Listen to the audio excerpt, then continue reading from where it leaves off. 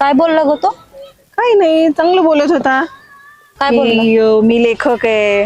आहे? हो, मला पिक्चर बनवायचा आहे. आणि सावित्रीबाई फुलेंचे विचार मांडत होता माझ्या समोर.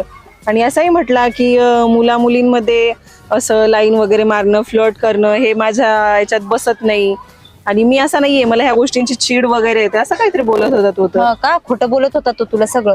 नंबर वगैरे दिला नाही ना तू त्याला? दिला तर नाही, पण मागत होता मला नंबर. बरं झालं नाही दिला. एक नंबरचा नालायक माणूस आहे तो. मग काय तू पण त्याच्यासोबत बडबड करत बसली होती? नाही ग, पण छान वाटलं एका अँगलनी असं बघायला गेलं तर. जसं छान बोलत होता.